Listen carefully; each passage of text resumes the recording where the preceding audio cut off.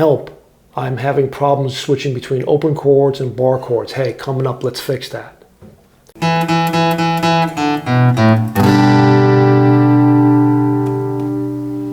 Hey everyone, Paul Zagorski here, PZ Guitar, your virtual practice partner. And so yesterday I got a comment from one of my new subscribers, thank you very much, asking a specific question.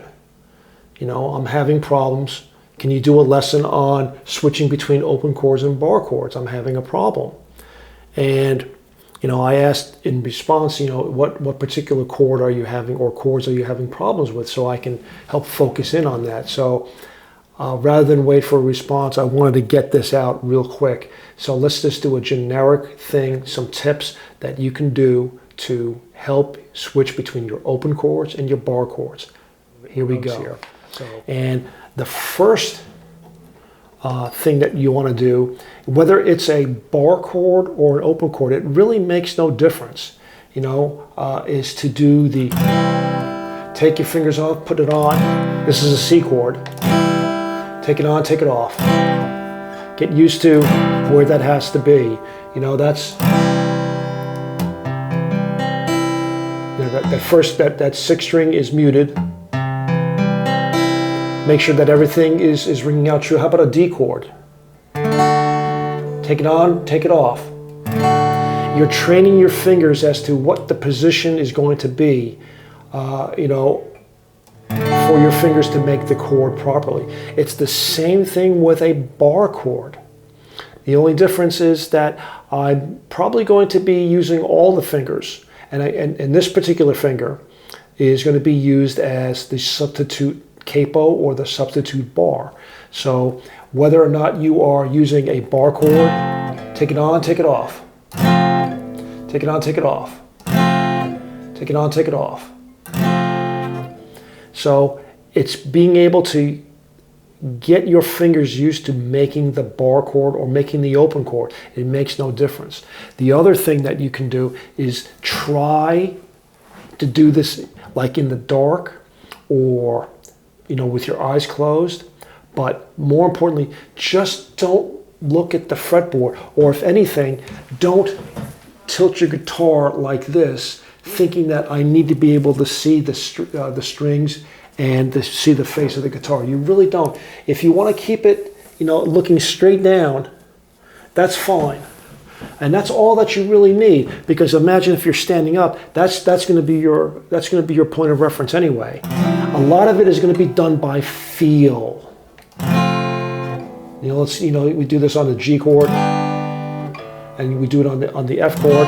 Try not to look at it.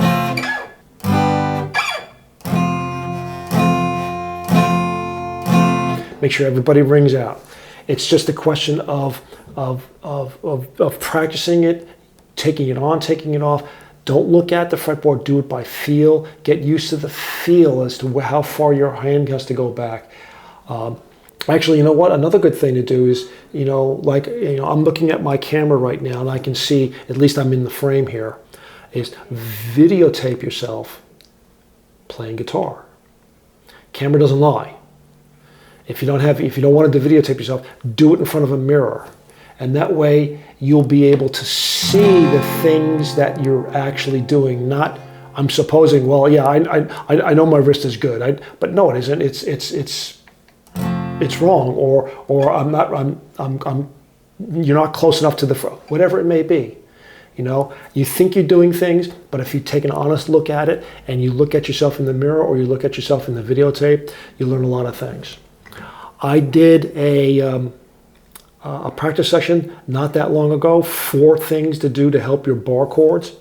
And you know, just, you know, again, it's important for bar chords is to have your guitar in a good position. Use the proper part of your index finger to bar the strings, not the fleshy part, which can mute out some strings. Pull back with your strumming hand and your fretting hand to give a little extra force on your fretting hand for the strings. And you know, and if not, practice your bar chords up high on the fretboard where the frets are a little bit closer, or use a capo. I don't have, oh, here's my capo. Or use a capo, you know, to get accustomed to playing that F chord up here where the frets are a little bit closer. You know, but again, I'll put a link, maybe right over here somewhere, as to that lesson. Do those 4 tips, and that should help your bar chords.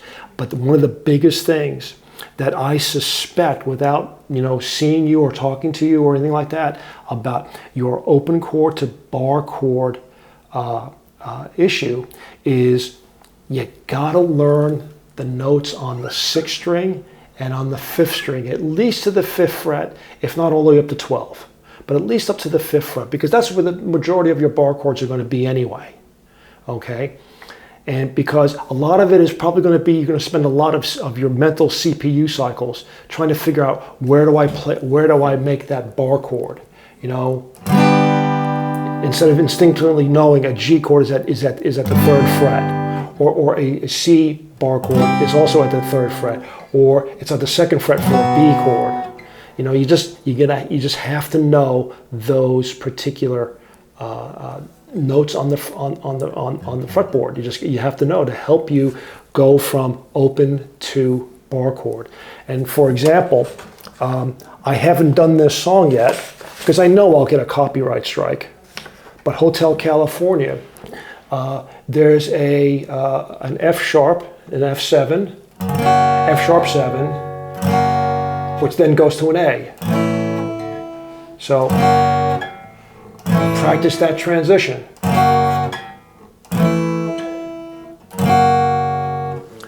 There's also in the Hotel California, you go from an E minor to an F sharp 7. Now typically, here's a tip, is that sometimes your standard fingering grip is not necessarily the most appropriate or the most efficient for the chord that is going to be next, or coming from the chord that you just came from. So in a typical open chord, E minor is played with the middle finger and the ring finger on the 2nd fret on the A and the D string, everybody else open.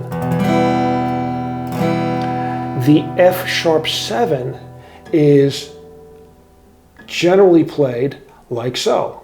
Bar across on the 2nd fret. My ring finger is now on the 4th fret, which is 2 away from my bar chord, and I skip a string, and my middle finger is on the G string, 1st fret, 1 fret away from the bar. Why is that? Well, an E7 is this. And if I move this 1, 2 frets and use my finger down for the bar, that's an F sharp 7. But if I'm coming from an E minor and I have to go to this chord, it would be better if I use an alternate fingering grip for the E minor. Instead of using middle and ring, I'm going to use ring and pinky. Why? Because now my ring finger is an anchor, so to speak. It's not really an anchor. I'm going to slide it up to the 4th fret, put my middle finger down and the bar down. So it makes this transition.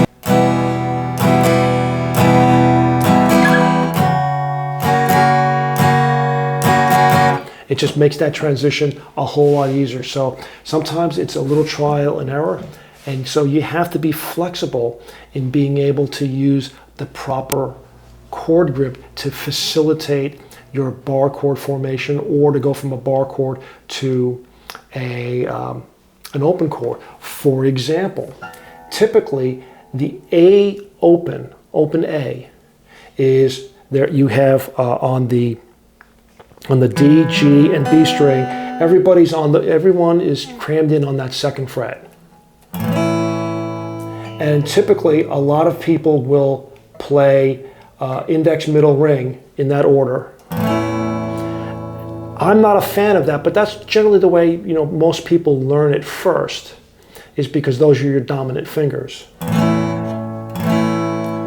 But another way of playing it is what I recommend is put your middle finger down and put your index and then your ring, everyone's a little bit closer to that fret. There's less buzzing, there's less dead spots. Well, when that happens,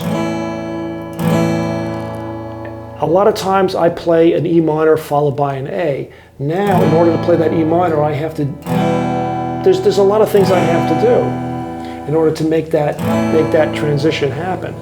Well, you know what? Another way of playing the A chord is the mini bar, where I flatten my ring finger down and I bar those three strings, the D, the G, and the B string. This is a little bit of an advanced technique, but it's something that you should learn how to do, because now to go from here to here is a nice, easy transition. That's Somebody to Love. Is that transition happens all the time.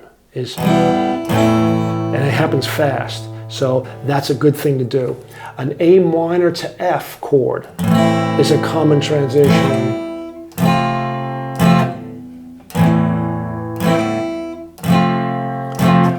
The only way to do that, like for example, that's in Fields of Gold. California Dreamin' also has that A minor to F. So these are things that happen all the time. And so the only way to practice them is you practice them slow, and you do it a little bit at a time. You get your A chord, take it off, put your A chord back on. Okay, let me jump to that F. Okay, let me go back to the A. In technology, when I was, I still am a technologist, but I just don't work in that industry any longer. The easiest thing to do is the hard way. That's the easiest way to practice this, is the hard way. The easy way is practice your A minor, and then go to the F, and then back again. These are called 1-minute chord changes. So practice those 1-minute chord changes, or if you want to do them a little bit more musically,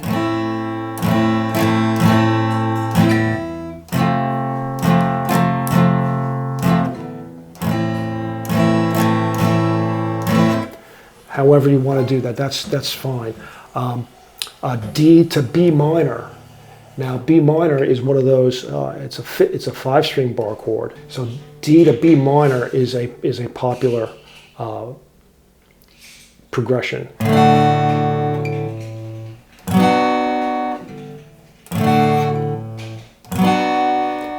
And you just have to do it. You just have to do it slow. Take it a chunk at a time. Practice it a little bit every day. Work smarter. You're not necessarily cutting corners. It's just you're doing things smart. So until then, keep practicing, and I'll see you soon. Hey everyone. Up here is going to be a video that you might want to watch next, or down here could be a playlist that could be of interest. So I suggest that you either click here, or click both. It's up to you. But in either case, I'll see you soon.